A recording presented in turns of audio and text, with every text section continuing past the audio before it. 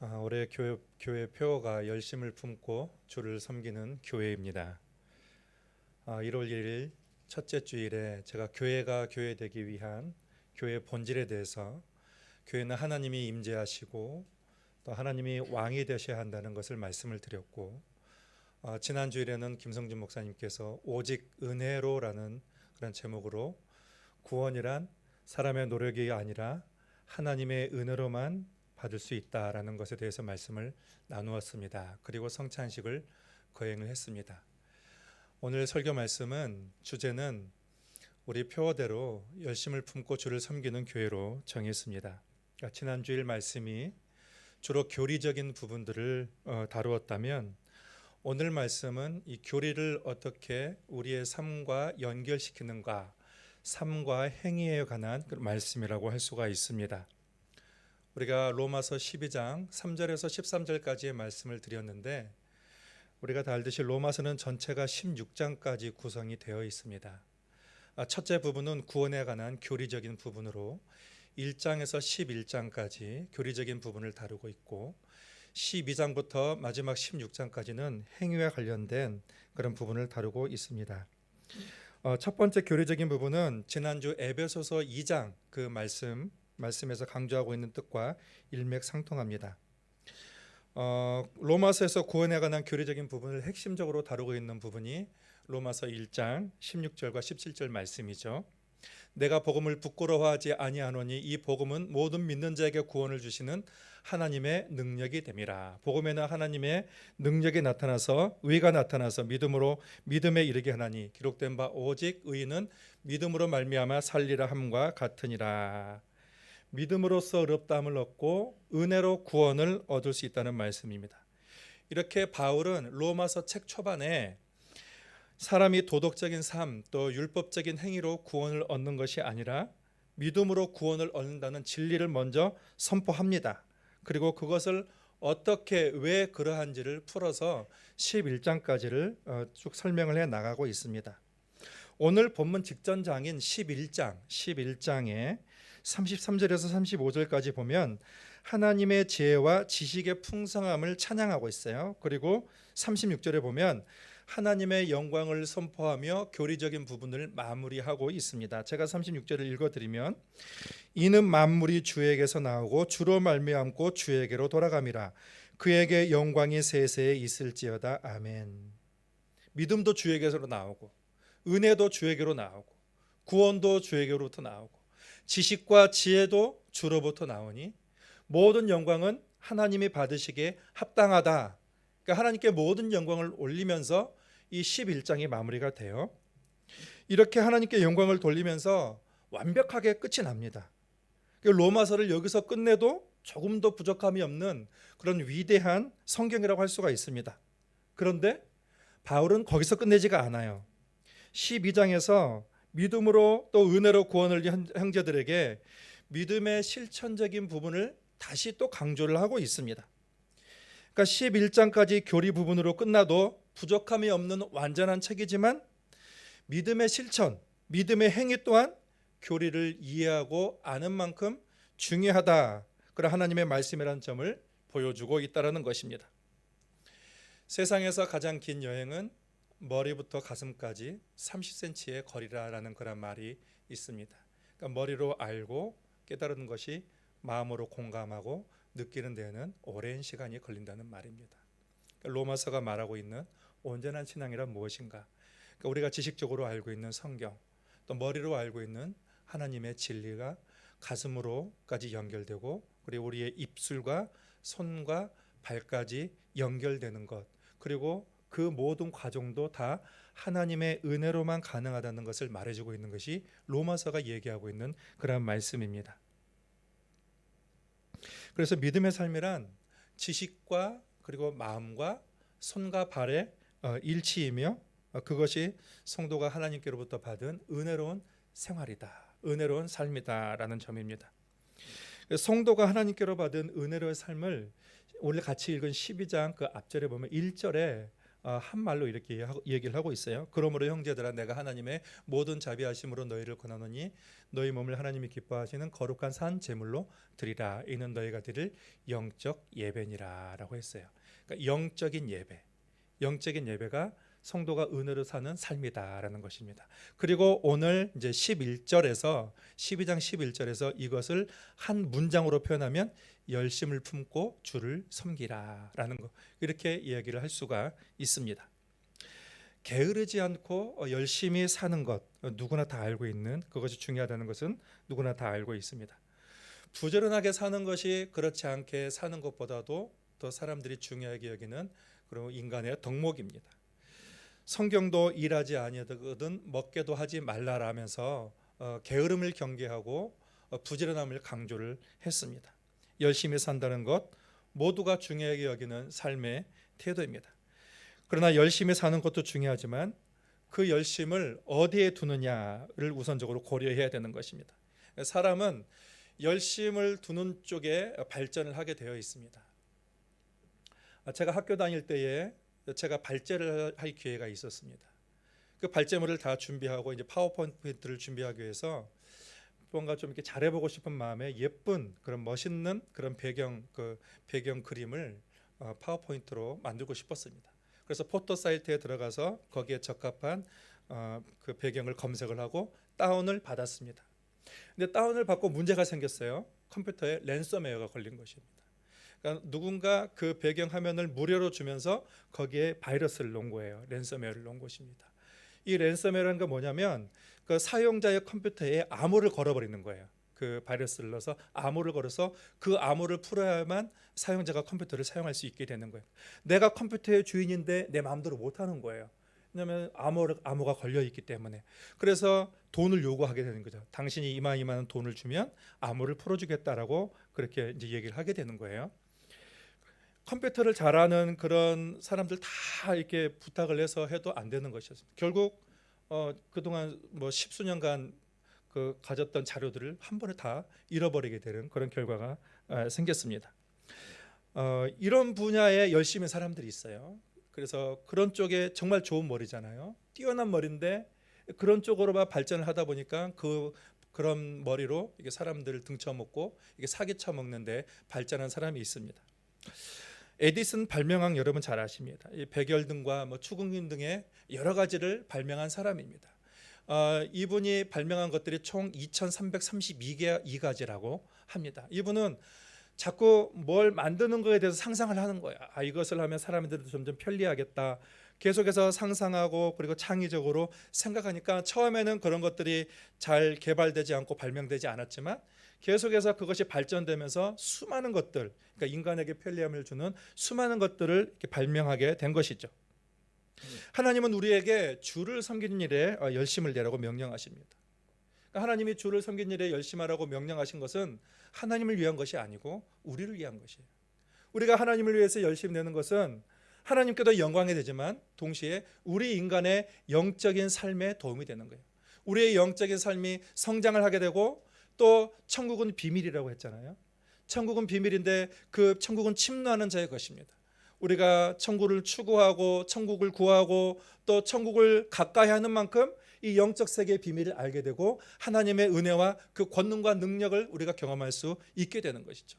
그러니까 열심을 품고 주를 섬기라는 말은 하나님을 위한 것이 아니고 우리 인간을 위한 하나님의 말씀인 것을 우리는 알 필요가 있습니다.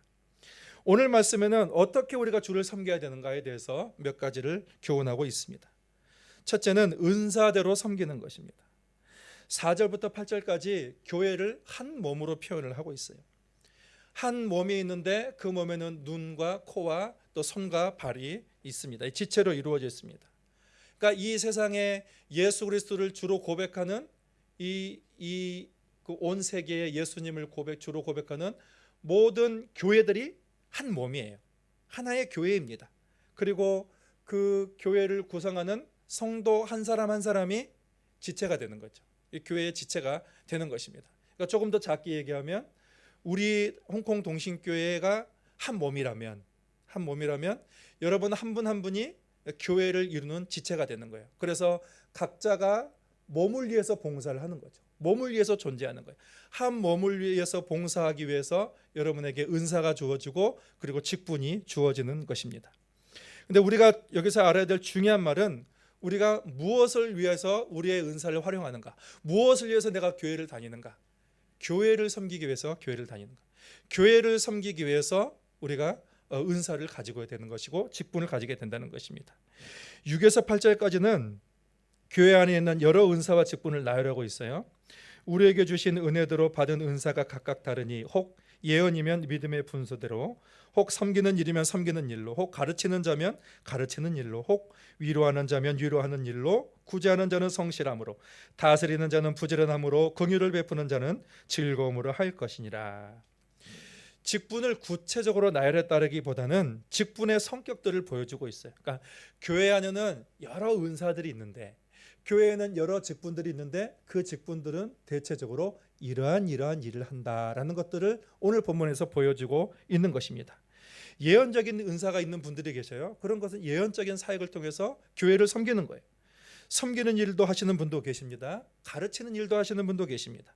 위로를 잘하는 분도 계십니다. 구제를 잘하는 분도 계시고, 다스림을 잘하는 분도 계시고, 또 긍휼의 은사가 있어서 긍휼을 잘 베푸는 분도 계십니다.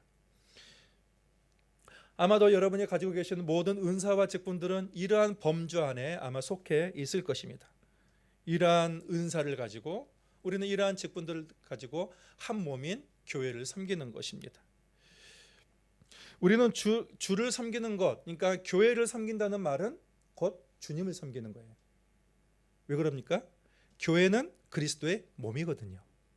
교회는 그리스도의 몸이기 때문에 우리가 교회는 여러분 한 사람 한 사람을 얘기하는 거잖아요. 건물이 아니라 성도 한 사람 한 사람을 교회라고 그러는 거죠.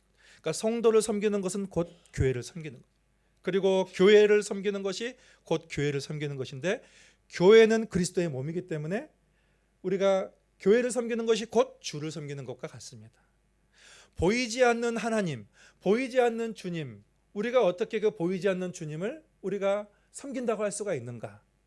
보이지 않는 주님을 섬기는 것은 곧 보이는 교회를 섬기는 거예요. 보이는 성도를 사랑하고 성도를 섬기는 것, 그것이 바로 주님을 섬기는 것이라고 할 수가 있습니다. 우리 모두 은사가 다르고 직분이 달라도 우리는 한 가지 목적을 가지고 있는데, 주님의 몸된 교회를 섬기는 그런 목적을 가지고 있는 것입니다. 그리고 사랑으로 섬기는 것입니다. 성경의 가장 큰 덕목은 사랑입니다. 교회는 먼저 사랑을 받는 거예요. 하나님의 사랑을 받는 것입니다. 그리고 그 사랑을 훈련하는 곳이 교회입니다. 우리는 교회에서 사랑을 연습해야 돼요. 사랑을 연습하고, 그래서 그 연습한 사랑을 가지고 가정에 가게 되고 일터를 가게 되고 그리고 삶의 자리로 나아가게 되는 것입니다. 9절과 10절이 그것을 말씀하고 있습니다. 사랑에는 거짓이 없나니 악을 미워하고 선에 속하라. 형제를 사랑하여 서로 우애하고 존경하기를 먼저 하며. 교회는 다양한 과거의 경험과 성향과 성격을 가진 분들이 예수 그리스도를 만났습니다. 그리고 예수님은 그 믿음의 사람들을 권속이다, 하나님의 권속이다라고 표현을 했습니다. 이 권속이다는 말이 가족이라는 말이죠. 여러분은 가정에 포용과 이해와 따뜻함보다는 비난과 감시와 미움만 있다면 여러분 가정에 들어가고 싶겠습니까? 그렇지 않을 것입니다. 우리가 가정에 빨리 들어가고 싶은 이유는 거기에 환대가 있고 따뜻함이 있기 때문에 가정에 빨리 들어가고 싶죠. 제가 홍콩에 와서 우리 서울의 모습과 다른 모습을 하나 발견한 것이 있습니다. 여러 가지 중에 하나인데, 아침에 버스를 타고 교회를 오는데 너무도 이상하게 조는 사람이 한 명도 없어요. 여기는 왜 버스에 조는 사람이 한 명도 없나? 제가 서울에서 버스를 타고 가다 보면 아침에 조는 사람들을 많이 봅니다. 지하철을 타고 가도 조는 사람들이 많이 봐요. 아마도 밤늦게까지 회식하고 또 야근하고 아마 그런 사람들이 아마 그래서 조는 게 아닌가 싶은데, 그래서 제가 이주영 목사님한테 물었습니다. 왜 홍콩에는 버스에서 조는 사람이 없느냐 물었더니 홍콩은 가족 중심의 문화가 강하다는 거예요. 그래서 뭐 야근도 또 회식도 이렇게 서울만큼은 많지 않고 가족에 일찍 들어가기 때문에 그럴 것이다. 가족이 왜 들어가고 싶습니까? 가족에는 따뜻함이 있거든요. 환대가 있거든요. 거기에는 안식이 있고 쉼이 있거든요. 교회가 그렇게 해야 된다는 것입니다. 사람들은 교회가 그리스도의 완전한 사랑을 실천하는 곳이어야 한다는 그러한 이상을 가지고 있습니다. 그렇습니다. 교회는 이상을 바라보면서 그 이상을 꿈꾸며 그것을 향해 나아가고 있습니다. 그렇지만 우리가 그런 이상을 가지고 있지만 교회 안에서 우리가 바라는 꿈과 이상보다는 너무도 다른 것들을 우리가 현상들을 많이 보면서 교회에 실망하는 경우도 많이 있고, 그리고 교회에 나가야 될 그런 필요성을 느끼지 못하는 경우도 많이 있습니다. 그런데 여러분, 보네파 목사님은 뭐라고 그랬냐면, 교회에서 보여야 할 사랑이 보이지 않고 우리가 꿈꾸는 이상과 다른 모습을 나타나는 것, 그것도 은혜다라고 했어요. 우리의 생각과 달라요. 우리는 뭔가 교회는 이상이 완전히 펼쳐져야 되고 모든 것이 완전하게 잘 이루어져야지 그것이 은혜라고 하는데, 보네파 목사님은 교회가 우리의 이상과 다른 모습이 보이고 때때로 미움과 그런 모습이 보이더라도, 부족한 모습이 보이더라도 그것이 은혜다. 왜냐? 그러면서 우리의 연약함을 깨닫기 때문이다. 그러면서 사람이 완전하지 않음을 깨닫기 때문이다. 그러면서 하나님을 더 의존할 수 있고 하나님을 더 붙들 수 있기 때문이다. 그렇게 이야기를 했습니다. 교회 공동체는 이상을 향해 나아가지만 그 과정에서 이상과 다른 모습을 볼 때 우리는 내가 부족하구나, 내가 사람이구나, 그런 연약함을 깨닫게 된다는 것입니다. 그로 인해서 더 하나님을 찾고 더 하나님을 의지하게 된다는 것입니다. 처음에 말씀드렸듯이 교회는 사랑을 연습하는 곳이에요. 훈련하는 곳입니다. 처음부터 모든 것이 다 갖춰질 수 있는 사람은 없습니다. 부족하지만, 때때로 넘어지기도 하고 때때로는 잘못도 하고 때때로는 실수하지만, 그렇지만 우리가 조금씩 하나님의 사랑으로 변화되어 갈 수 있다는 것입니다. 그래서 내가 변할 때에 비로소 공동체가 변하게 되는 것입니다. 제가 과거에 그 아프리카에서 수백 개의 교회를 세운 한 목사님이 한국에서 집회를 한 적이 있었습니다. 저도 그 자리에 참석을 했고, 근데 이분은 또 치유의 은사가 있어서 사람들을 또 치유하는 그런 일들도 많이 하게 되고, 그래서 한 목사님이 물었어요. 질문을 했습니다. 목사님, 어떻게 그렇게 많은 교회를 세우고 또 사람들에게 복음을 전했습니까? 그렇게 물었습니다. 그랬더니 이 목사님이 이 말을 했습니다. 저는 뭐 특별하게 한 것이 없습니다. 저는 다만 그들을 사랑했을 뿐입니다. 그들을 사랑하고 그들을 위해서 기도했을 뿐입니다. 뭔가 교회를 거대하게 세우고 많은 사람을 전도하고자 하는 그런 목적을 가지고 나간 것이 아니고, 한 사람 한 사람을 예수님의 마음으로 사랑하고 그들을 위해서 기도하고자 하는 그러한 것이 목적이 되어서 했을 때에 하나님께서 그를 통해서 역사하셨다라는 것입니다. 여러분, 우리가 교회를 섬기는 목적이 뭐예요? 그것은 사랑입니다. 하나님을 사랑하는 것이 목적이고 성도를 사랑하는 것이 목적이 돼야지, 다른 것이 목적이 되면 그때부터 교회에 문제가 생기게 되는 것입니다. 우리는 사랑으로 섬겨가는 거예요. 부족하지만 그렇게 해나갈 때 하나님의 은혜가 충만한 교회가 될 수가 있습니다. 그리고 이제 소망으로 교회를 섬기는 거예요. 오늘날 교회들은 많은 어려움에 직면해 있습니다. 많은 교회들이 무너져가고 있고 또 지성인들과 젊은이들이 교회를 떠나가고 있습니다. 기독교의 본거지라고 할 수 있는 그런 유럽이나 또 세계교회의 마지막 보루라고 할 수도 있는 미국의 교회들도 지금 상당한 어려움을 당하고 있고, 그리고 한국도 그 흐름을 따라가고 있습니다. 그나마 제3세계에서 기독교가 부흥하고 있으나 전문가들은 제3세계의 부흥도 어느 정도 수준에 달하게 되면 똑같은 절자를 받을 수도 있겠다라는 그러한 어두운 전망을 내놓고 있습니다. 교회가 이렇게 무너지게 된 이유가 뭘까? 교회가 이렇게 붕괴되고 있는 원인이 뭘까? 이거에 대해서 장로의 신학교육교 전 총장인 김명영 총장님은 교회의 세속화, 그러니까 세상의 세속화에 있다라고 얘기했습니다. 그러니까 세속화에는 두 개의 흐름이 있는데, 하나는 사람들이 교회 안에서 소망과 행복을 추구하지 않고 교회 밖에서 소망과 행복과 쾌락을 찾는다는 것이고, 또 하나의 세속화는 과학적인 무신론이라고 했습니다. 그러니까 사람들이 교회 안에서 기쁨과 소망을 찾으려고 하지 않고 이 세상의 감각적인 그런 기쁨과 소망을 찾으려고 한다는 거예요. 그런데 그 결과는 무엇으로 나타나냐? 그 결과는 허무주의로 나타나게 될 것이다.